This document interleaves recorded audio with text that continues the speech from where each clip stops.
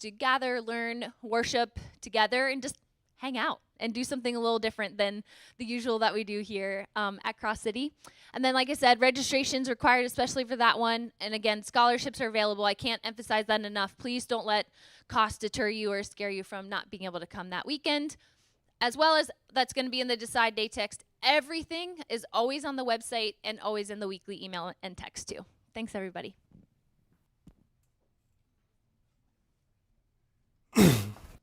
Well, good morning to you guys. As she goes down, hey, two things. Number one, the marriage seminar.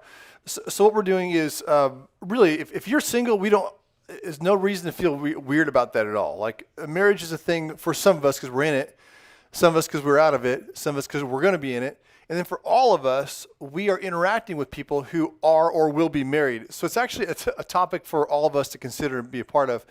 The content, we're going to be going through a video series by a guy named Paul Tripp, and he's really just a great pastor / counselor guy, and so we're going to be watching his stuff and having some interactions on that. So that's what we're going to be doing for that day. We'd love for you guys to come be a part. And if you have friends in your lives that just need maybe a refresher, maybe they don't know Jesus, maybe they know Jesus well, but a refresher in marriage, bring them along. We'd love to have that. That'll be here.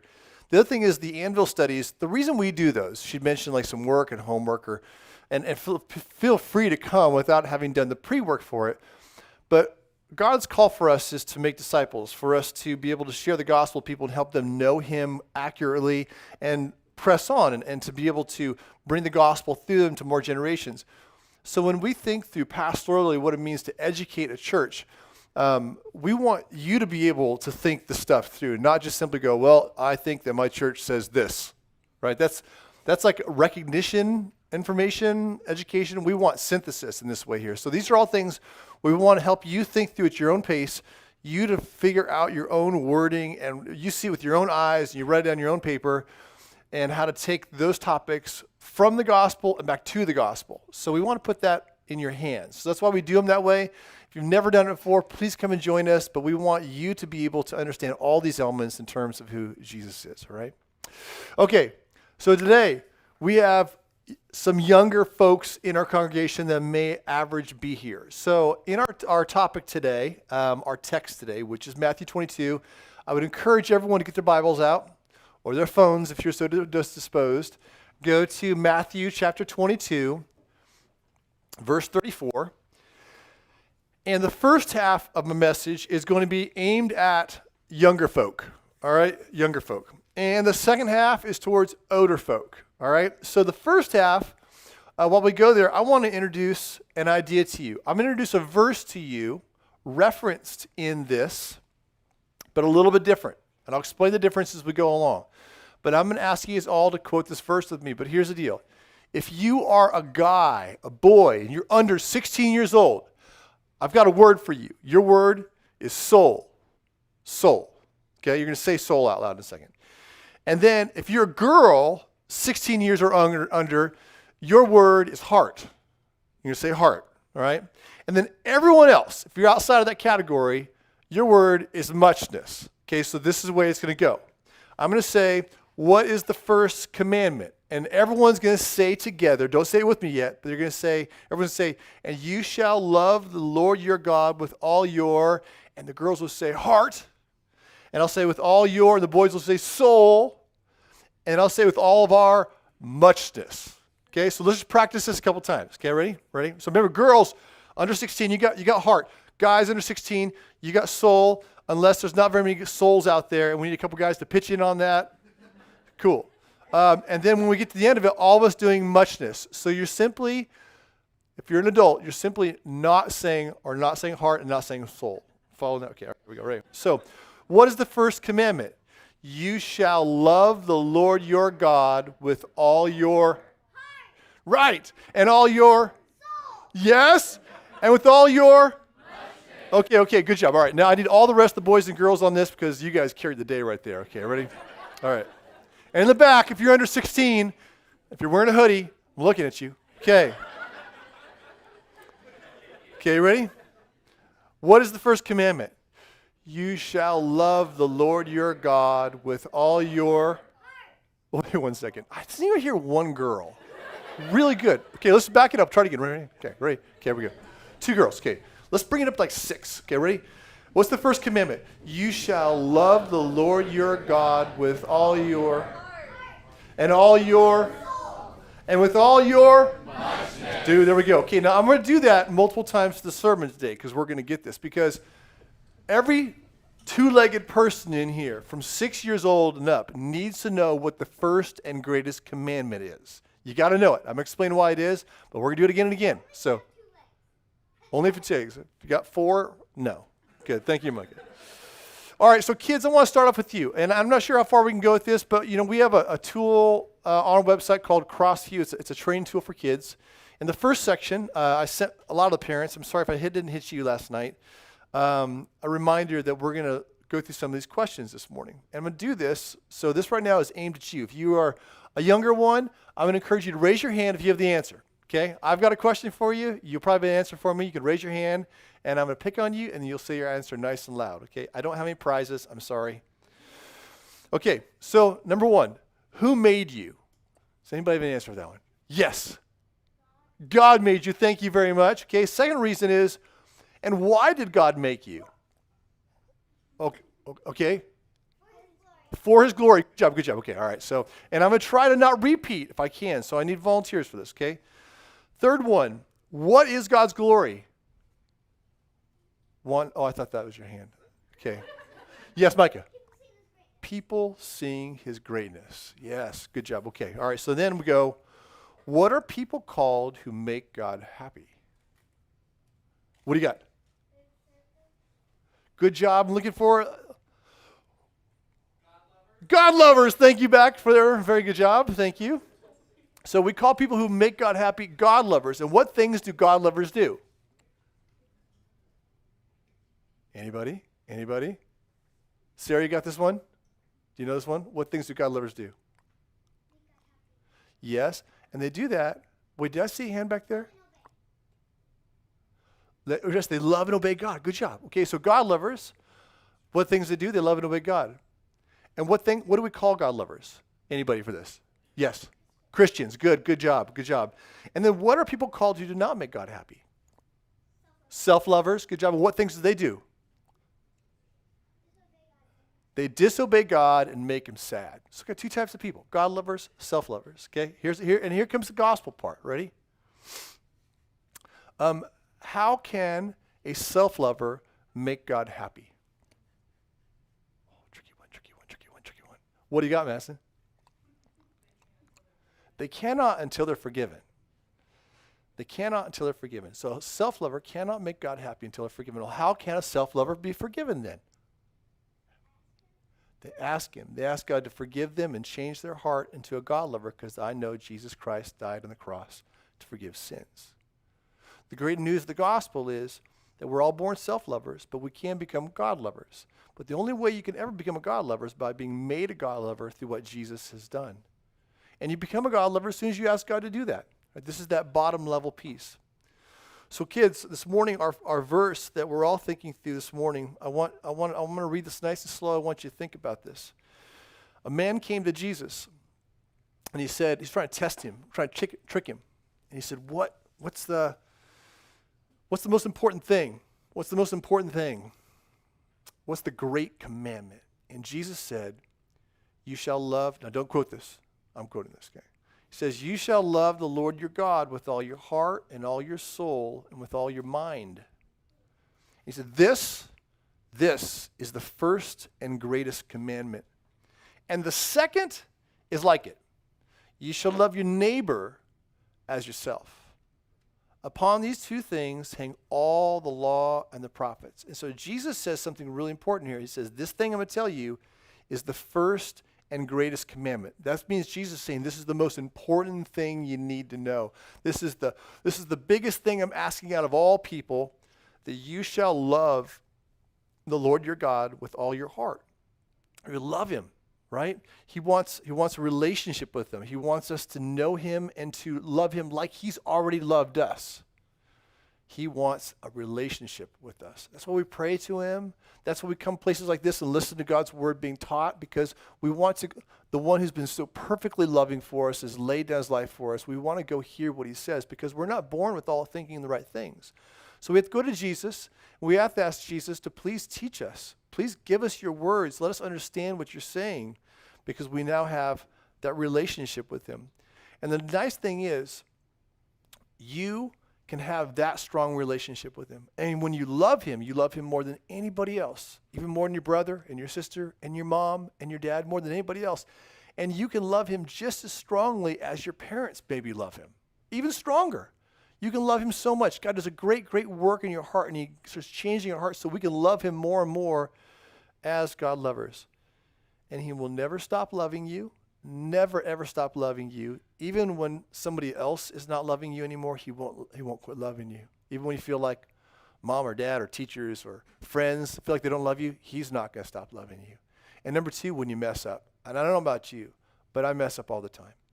And so God made me into a God lover, and I mess up all the time. And my wife, Melissa, and my kids can all tell you about how I mess up. But even when I mess up, God doesn't take his love away from me. He loves me perfectly. So let's remember this. Who gets the promise of being perfectly loved by God?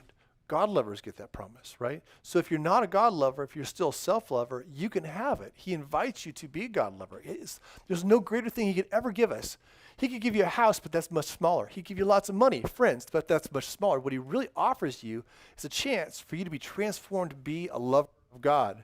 And if you are a God lover, because how do you become a God lover? How does a self-lover become a God lover?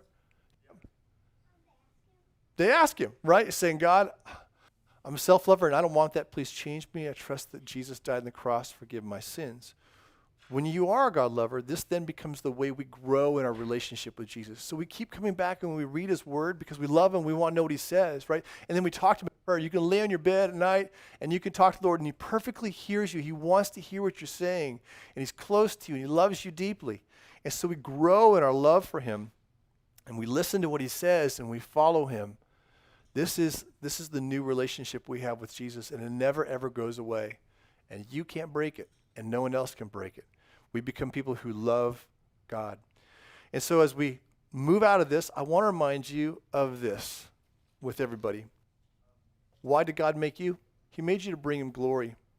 And what is that glory? We say it's people. God, am I breaking up again here? Sorry. That means that God before time began is so wonderful and so amazing that he decided to make us and make everything so we could experience the joy of him, to taste how good it is to be with him, to see the wonders of Jesus. What a generous thing that God would do to share his glory with us. And that's why he never lets go of his glory. That's why he makes us to see his glory. When we see his glory, we're not talking about like looking out the window and going, I see God. He's floating in a cloud. That's not seeing God in this way. It means like we get it. We know what it's like to understand the beauty and the wonder and the strength and the power of God. That is why God did it. He did it so that we might see his glory. We might revel in it. And he loves that when we enjoy him as well. This is the most important command that God gives. This is the new relationship. All right, here we go. Everybody ready? What is the new commandment? What's the first commandment? You shall love the Lord your God with all your excellent. Okay, guys, that was a great job. Way to hang in there. Now let's push it a little deeper, harder, down into it. You guys ready? Okay, for all you old folks out there, here we go. Our message today, the title is, I came up myself, the granddaddy of them all. It's out of Matthew 22:34-40. I chose this passage today because I think it is one of the most important passages that any Christian should have a grasp on. Okay, now, you can get there in multiple places. You can get to Matthew, Mark, or Luke, or Deuteronomy, and we'll reference all of those. But you have this nucleus desire that Christ has given, and so our kids, we need to know it. And what's funny is I think that kids can understand what it means to love God better than most of us adults, because adults, as we go along, our sense of love becomes so perverted and twisted and so exemption-filled. But with a kid, the younger, try it out on a 5-year-old. When you ask them what it means to love God, they will actually conceptually understand something probably more accurate than what might come out of your mouth, right? Because the sense of love is maybe a little bit better understood intuitively as they have it. So in our passage today, we are in Matthew 22, 37 to 40. And I'm going to read it one more time for you if you wouldn't mind just looking down as I do this. And he said to him, you shall love the Lord your God with all your heart and with all your soul and all your mind. And this is the first and great commandment. And the second is like it, you shall love your neighbor as yourself. On these two commandments depend all the law and the prophets. So our first piece today is this: the great commandment must be clear to us. The great commandment must be clear to us. And we're going to be in this passage, but I'm going to work up and down within this passage. So you might as well keep it open if you don't have it memorized. And honestly, you shouldn't go to bed tonight without this passage memorized. And then keep it there. This is an on-tap passage for all of us to have in our head. The great commandment must be clear to us. So when Jesus says, this is the first and great commandment, it's not the first sequential commandment. So flash back to your early days when you're reading the Bible, learning the Bible and taking Sunday school classes. Remember those big 10 commandment things they put on the felt boards if you're that old, or on PowerPoint if you're that young. And you'd have the 1 through 10. The first one is not, you shall love the Lord your God. And there's a lot more passages. There's a lot more commandments out there. This is not the first sequential, but it is the first in emphasis and scope. So when Jesus says first and greatest, he's talking about a prioritization and an encompassment of all of them. The second is then established. So what Jesus is actually doing, what's amazing is the Old Testament is kind of written in shadows. It's hard to understand. There are things in there that are like Easter eggs of things coming up. The New Testament comes along and Jesus really unfolds so much of what was going on. So Jesus, what he does here is actually really amazing. It was culturally known what the first and greatest commandment was. And very well might have been culturally known what the second was. So the culture knew it, but now Jesus affirms it. So why is this important? It's not important because people thought it. It's important because Jesus knew it. Jesus proclaimed it. The second command is like it, verse 39, and you shall love your neighbor as yourself. So the first one, love God with everything. Second, love your neighbor as yourself.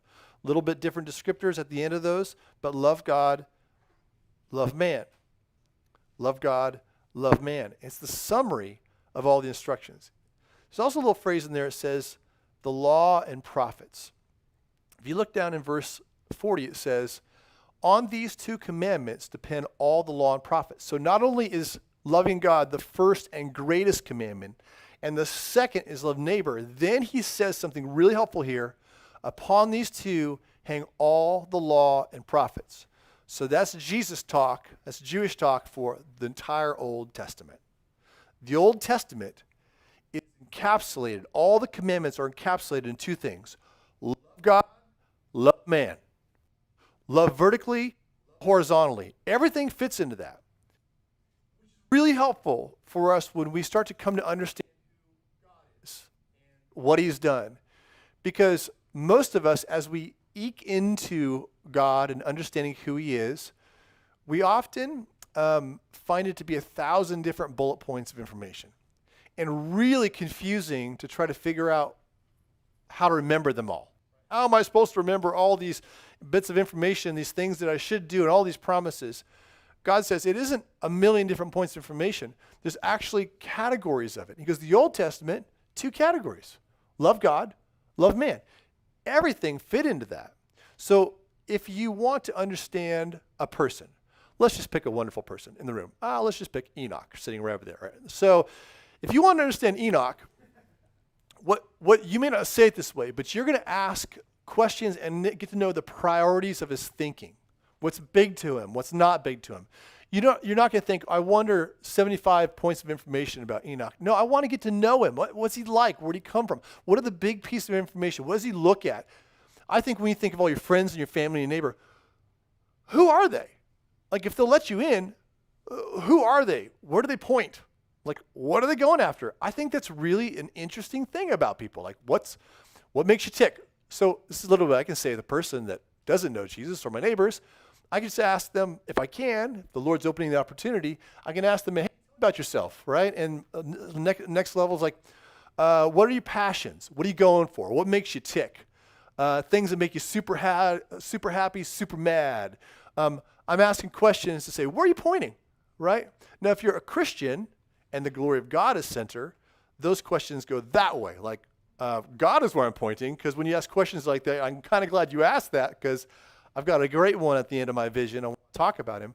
But most people, at least, don't have a good answer for that. And they'll kind of fish around it, right, a little bit. But a lot of times, if you're a friend of them, if God's opening the conversation, they will still be able to go down those categories and tell you what is ultimate to them. But like it is the case with Enoch, it's the same way with God. God says, I have prioritizations. I have categories. You got to know what things are most important to me. And Jesus says, to the triune God, Father, Son, and Spirit, the most important thing for us is for us to love him, which comes in all that language glory, right? To glorify God. How do you glorify him? Enjoy him, love him, right? Look to him, find delight and satisfaction in him. To love the Lord is how we glorify the Lord. Whatever you love most is what you think is best, is the cat's meow. It's what lights your fire. It's what floats your boat. Whatever is best is what you glorify. It's what you glorify. So this fits in that whole language, the sequence of what does it mean to glorify God. It means to love him, genuinely love him. So the first and greatest commandment must be crystal clear to us. We want to know God's heart, and we want to know the scope of instruction. In the New Testament, the last couple of years, as we've been going through time and time again, Jesus busts the leaders of Israel for not paying attention to prioritizations in what God has said. They're like, hey, you got to tithe your harvest of mint plants out of your garden, but they're denying justice. And Jesus goes, pay attention to the greater. Like, don't you know the greater things? There are central things to God's heart, and then things come down like tithing off your basil garden, right? So time and time again, Jesus busts him for that, and we must therefore be clear if we want to be in heart and in line with who Christ is and what he's telling us.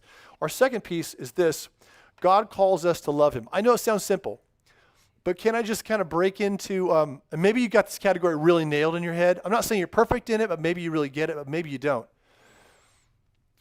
You know, when we do gospel training, the gospel and sick stuff, we have God, he made it all, speaks to us in Scripture, right? Makes man and women to be in relationship with him, makes us to be able to point to him, to know him, follow him, but we all run away. We run away into being self-lovers. And what is he now offering self-lovers? He's offering a chance to be a God lover, right? A chance to have Christ as your treasure and your king. And if you want that, and then we talk about how that gets done through the work of Jesus. But being clear, what is he inviting you into? Because for most of us, again, I'm in a Western culture here, what is offered to people, or what people think they want out of Jesus, is an eternal destination or help in some way or another, or blessings, like a nice car if you go to really janky churches. Like, we want those things, but Jesus is going, no. What I'm offering you is not a nice car. I'm not even offering you a life that's hard here. I'm offering you something far bigger. I'm offering you me. I'm offering you me. You're separated from me, but you can have me. And this new relationship is nothing less than a relationship of love. So you see this, obviously, in verse 37, you shall love the Lord your God. That is a quotation by Jesus out of the verse that I had you guys memorize. In Deuteronomy chapter 5, chapter 6, you should probably be aware of this. You don't have to have a super robust catalog of Old Testament verses, but that's one that should be there, okay? And it has two parts to it. Verse 5, 4, 5, and 6, we have this statement. It's called the Shema. It is a central statement in all of Israel. In fact, it's still today, if you have Jewish friends and you visit them, practicing or non-practicing Jewish friends will often have a little box tacked into their doorway at their house. It looks like a little W on it. It's not a W. It's pronounced sh, right? And inside it, if they would let you, as some of your friends will, there'll be a little sliding piece where you can slide off the top and poke in there with your finger, and you can pull out a little scroll. And inside that scroll, it says on Hebrew, it says these words: Hear, O Israel, the Lord our God, the Lord is one. It's this proclamation of God over his people, like, there he goes, there's none like me. There are no other gods, and there's no one like me. I stand alone. That's a central, fundamental feature of Judaism and New Testament, who God is. And then the next things that come out of God's mouth are, and you shall love the Lord your God with all your heart and all your soul and all your muchness. We'll get to that word in a second. Those are the two verses tacked on. And all of Israel will know this is the battle call of Israel. This is the central thing that defines us. God is not one of many gods, like Baal and Ashereth and all of those kind of Shemash and all those people. God is alone, and there's none like him. And he's telling people, don't confuse this point. I don't have buddies. I don't sit in temples with other little idols in your heart or in temples. I stand alone. Hear, O Israel, the Lord our God, the Lord is one. And you shall love the Lord your God with all your heart and all your soul and all your muchness. And this is what Jesus is quoting. This is what Jesus is saying back. And it's found in Matthew. It's also found in Mark and in Luke. Jesus actually reverses and asks somebody else, what must you do? And they said this is the first commandment, and they quoted it as well. What he calls us to is love. He doesn't call you there to be loyal. He doesn't call you there to simply obey. He calls you to love. Because loyal and obey do obedient things. That's not what he says. Love is the higher pinnacle piece. If you love him, you will do. If you love him, you will obey.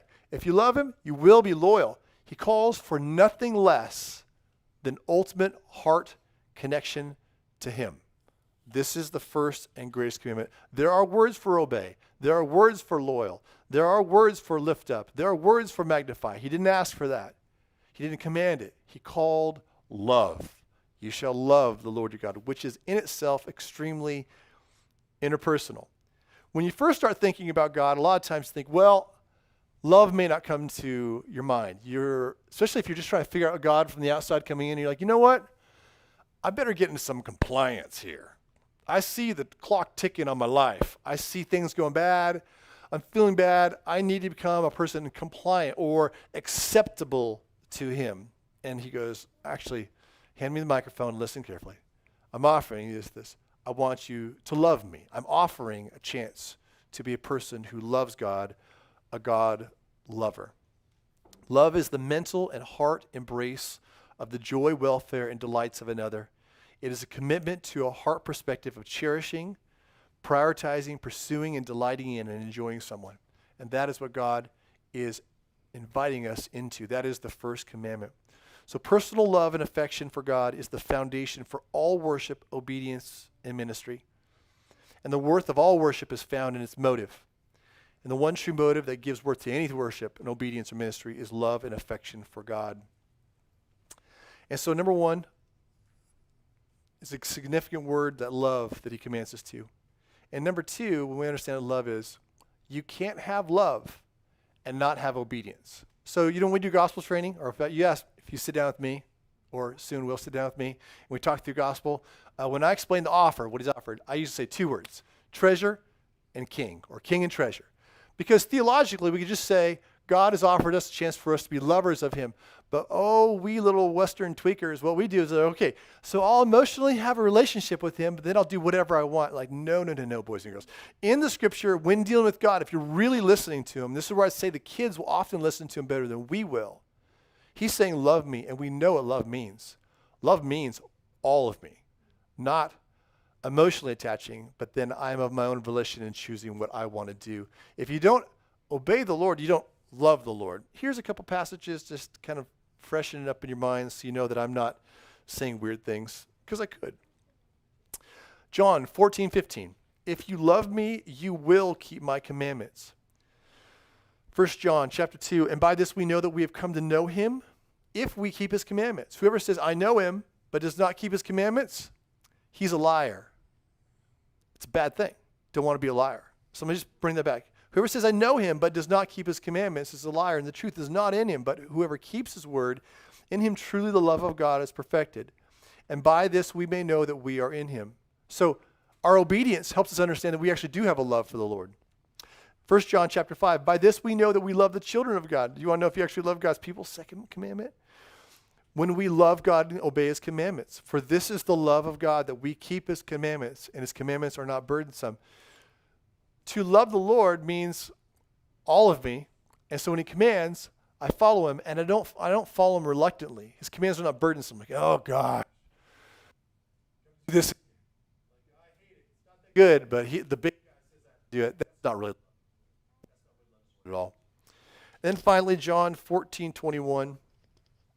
Whoever has my commandments and keeps them, he it is who loves me.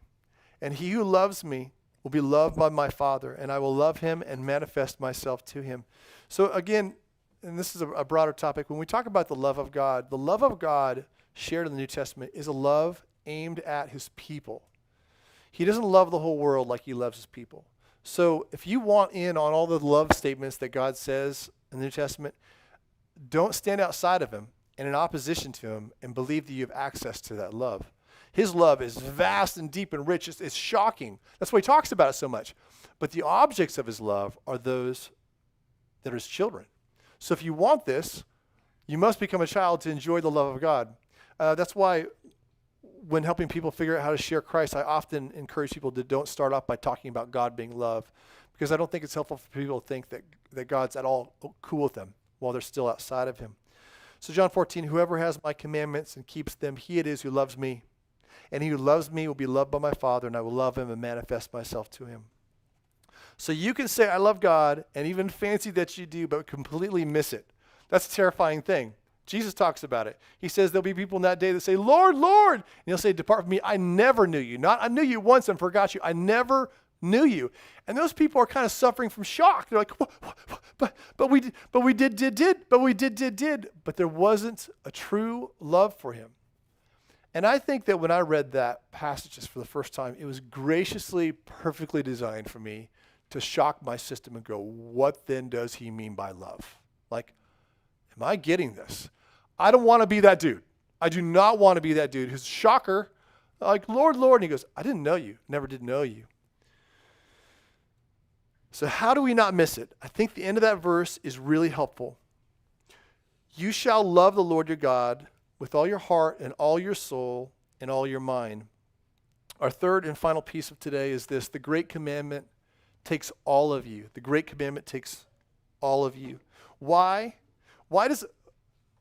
So if you've been reading the New Testament and you've gotten into Matthew 22 and you've gotten to Mark 12 and you've gotten to Luke 10, sometimes it says it in different ways. Let me read these for you. In Matthew 22 it says, with your heart, soul, and mind.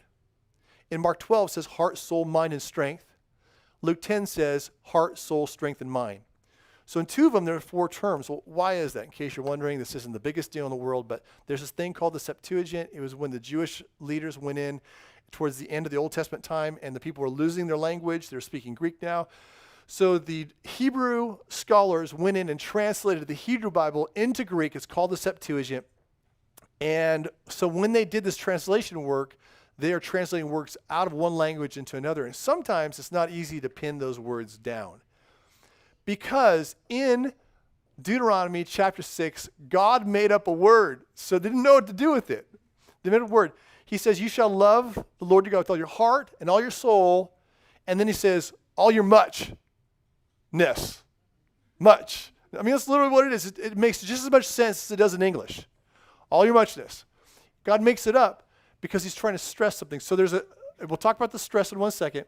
But that's why in the New Testament, you have sometimes 4 words quoting it, sometimes 3 words quoting it. Particularly the word mind is inserted in the translation, the Septuagint translation, which is helpful to know in case you were wondering about that. So he has this phrase, significance is the significance of heart and soul. Time and time again in the New Testament, the phrase heart and soul, it's a phrase sometimes, and then sometimes it's a couplet. Sometimes you love the Lord your God with all your heart and soul, or followed the Lord with all his heart and soul. He did what was pleasing in the eyes of the Lord with all his heart and soul. And then sometimes heart and soul is like a couplet. In the Psalms it says, I felt this in my heart, and in my bones I knew this in my soul. Right? They'll break the words apart. Heart and soul is a phrase or couplet that's used to describe, throughout the Old Testament, wholeheartedness. All of me, especially when talking about authenticity or sincerity. The whole thing. So heart and soul, when he says love the Lord your God with all your heart and soul, if you left it there, it means with the whole of you, the deepest part of you, nothing hidden. In the book of Deuteronomy, it's used 10 times without muchness. Right? It's used actually quite a bit in the Old Testament as you're reading through there. In fact, God uses it in an amazing passage. He's describing his sincerity for his people. I will rejoice in doing them good, and I will plant them in this land in faithfulness with all my heart and all my soul.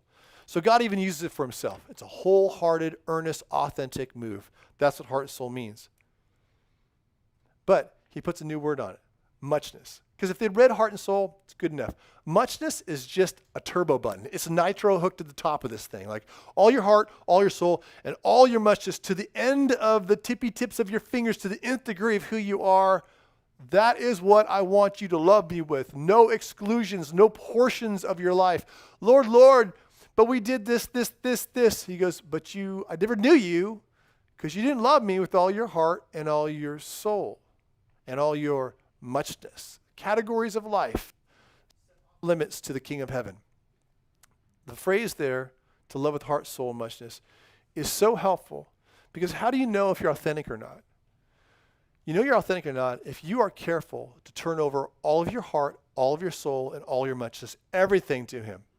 And in the back of your mind, you're remembering things that the heart can be very deceitful, and that reserves hide back in our hearts, and our flesh hides back in our heart. We like to hide things from him, and we like to maybe cut a deal with Jesus, like, oh, well, I want all your benefits, but I kind of want to keep these things over here as mine. Maybe my dignity, I'll keep it over here. I'll do all this kind of stuff for you, but I probably won't sing out loud or say embarrassing things because that's my dignity and that's mine. That's off limits.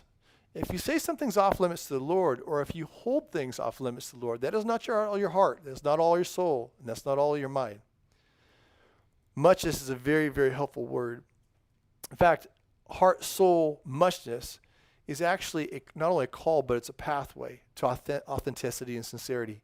So when yielding your heart to him in salvation in the first place, or an ongoing worship, I think one of the things you have to do is call out to the Lord with everything you have.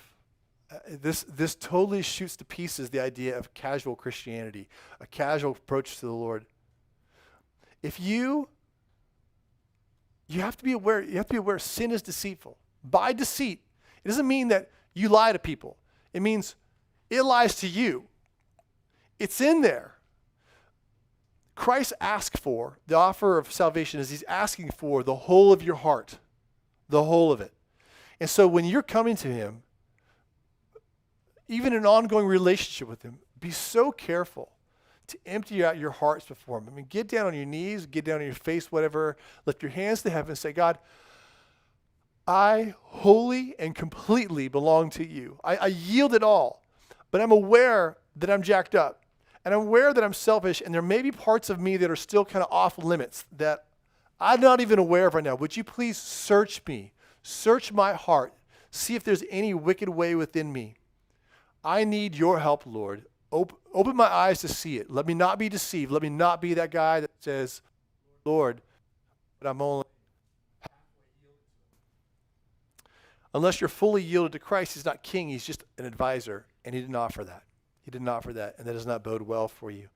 So our third piece in here was the help of the term muchness and laying your heart down before the Lord. I think I was actually back there singing. The last couple of years, I've been so helped in my walk with the Lord by singing with you guys in a unique way in this later 40s of my life. It's just been really helpful to me. How you guys lead it, the songs you pick, singing along with everybody. Might I encourage you to think about something? When we sing these songs, if you even listen to some of the words we sang today in these songs about pouring out our loudest praise, all that kind of stuff, they're all expressions of all of me to you. And you might tend to think that singing should rightly only be an overflow. So until my heart is really in tune with the Lord, I shouldn't sing. Or I should sway, clap my hands, lift my hands, do the bob and weave or whatever you do until it's really the overflow of your heart. But may I suggest to you that maybe those things are the helpful calls to the full of your heart. When it says all for me and all for you, all to your glory, lift highest praises, maybe you would find help by raising your hands. Maybe the connection of body to the heart and saying, maybe you feel just crusty, right?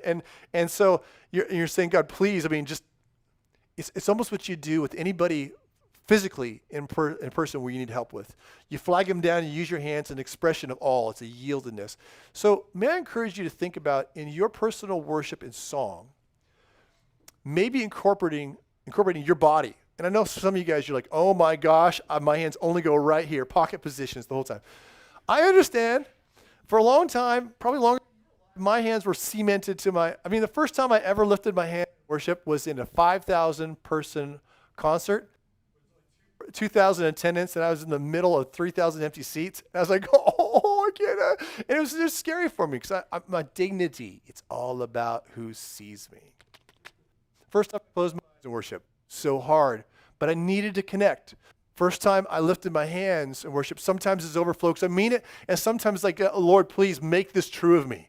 Like, get the junk out of my head and my heart and hard-heartedness, and I'm so thinking about my kids and family and my friends and that I'm cold and all that kind of stuff that I will lift my hands because a lot of times for me now, my hands lifted are actually the call of my heart. I'm calling my heart out. I'm not saying, oh, I got this nailed. Oh, if ever, Lord Jesus, I loved you right now, it's now. Like it's like, no, please. I don't love you very much. I want to love you more. So I'm using my body. I encourage you to consider using your body in connection to your heart in calling to worship, not simply the overflow of it. And by all means, when you happen to look at the person before you or behind you, don't think that they're doing that because they think they have their act together. They're simply following the first and greatest commandment. They're coming to the Lord. They're trying everything they can, even with their bodies, to come to the Lord with heart, soul, and muchness. And the yield of it all is this. When you do love the Lord, he says some amazing things. Whoever has my commandments and keeps them, he it is who loves me, and who loves me will love my Father, and I will love him and manifest myself to him. With amazing promises. To not love God with your heart, soul, and muchness. Not in perfection. So we're not talking perfection, because that happens when you go to heaven. Okay? But in fundamental commitment, my heart is his. And life goal and context. I'm loving God as my fundamental commitment and my life goal and context.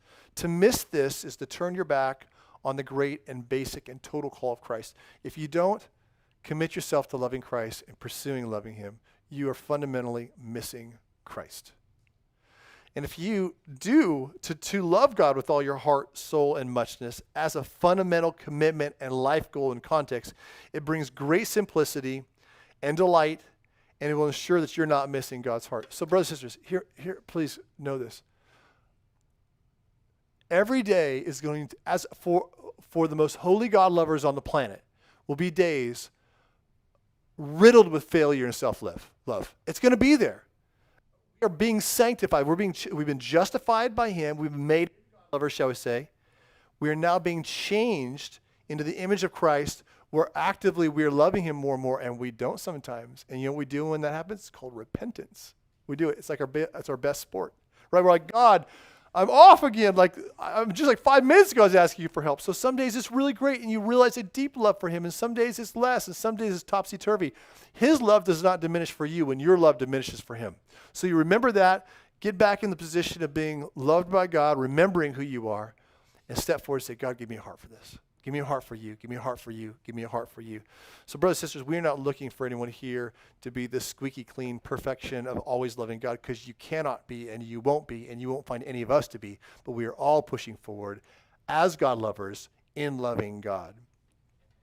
So with that, I want to ask you this. Guys, what is the first and great commandment? You shall love the Lord your God with all your and all your and all your. Okay, thank you guys. Okay, and I want to finish my time by asking you guys to close your eyes and just think with me. Okay, I'm gonna give you guys something to think and pray about, just between you and the Lord. Okay, think about this. Number one, do you actually love the unseen one? Do you? Is this what you're aiming at? Have you actually repented to this? Have you repented from being a self-lover to become a God lover? Because you can. Yes, God, please forgive me and change me into a God lover, because I know Christ died for forgive sins. Number two, and are you sure you've given him all of yourself? Person who believes you're a believer, have you given him all of yourself, held nothing back, diligently searched, and keep diligently searching for any reservation or area or self withheld from being offered to Christ? Any area of purpose, any area of dignity, pride, morality, comfort, relationship, not yielded to him. So I invite you to pray this along with me quietly. I'm going to pause after each of these statements so you can just reflect. Father, we rest freshly and permanently in the life and death and resurrection of Christ alone. 2, forgive me for loving myself more than you.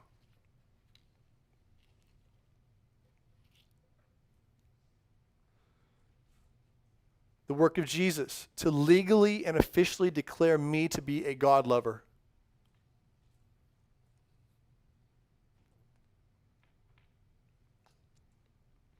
The work of Jesus to give me a new spiritual birth as a God lover so that I can actually now love God.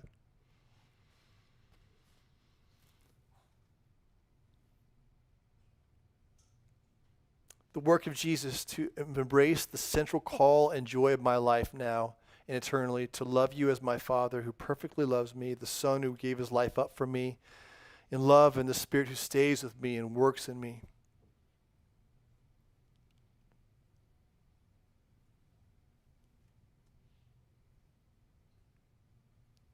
Father, I, Scott, your son, and we, your family, we commit and ask you for the strength to love you with all of our hearts and all of our souls and all of our muchness for the glory of you and the vast, vast joy and delight of us and the world around us. We thank you and we ask you for your help in Christ's name. Amen.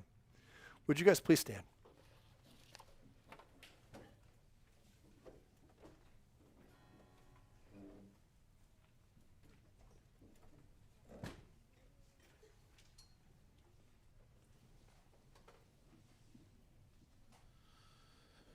We're going to sing one more song together, and then after this song, we'll take communion together. So if you haven't gotten your communion supplies yet, you can do that during this song.